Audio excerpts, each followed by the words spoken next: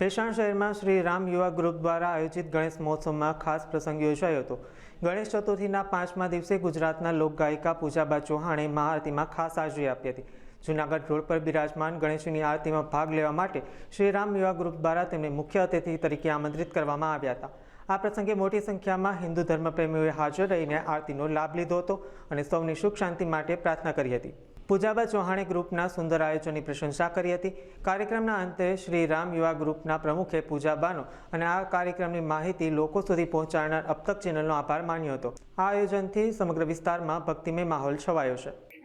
જય માતાજી, નમસ્કાર। હું છું લોકગાયિકા પૂજાબા ચૌહાણ અને આજ ઉત્સાહભેર આનંદભેર જણાવતો ખૂબ જ આનંદ થાય છે કે ભેસાણના આંગણે, જૂનાગઢની ધરતી ભેસાણના આંગણે શ્રી રામ યુવા ગ્રુપ દ્વારા ગણપતિ ગજાનન મહારાજનો 11 દિવસીય ખૂબ ઉત્સાહભેર બાપાને અહીંયા બિરાજમાન કરવામાં આવેલ છે અને દરેક યુવા ગ્રુપ મળી અને સાથ સહકાર, ગ્રામજનોના સાથ સહકારથી ખૂબ ઉત્સાહપૂર્વક બાપાની મહાઆરતી, ભજન, ભોજન બધું અહીંયા બાપાના સાનિધ્યમાં થાય છે।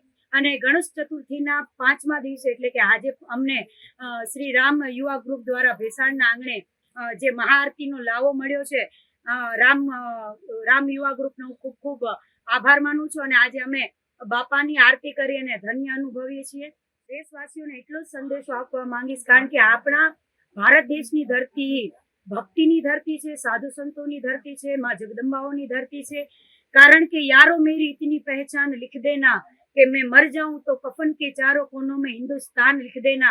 જ્યાં જ્યાં આપણા હિન્દુઓ વસે છે ત્યાં ત્યાં ભાવ, ભક્તિ અને આવી જ રીતના દેશના ખૂણા ખૂણામાં જ્યાં બાપાના બેસણા થાય અને ઘર ઘર સુધી બાપાના નાદ સંભળાય, ભાવ ભક્તિ વધે, એવી જ દેશવાસીઓને મારી પ્રાર્થના છે અને આ જ સંદેશો છે।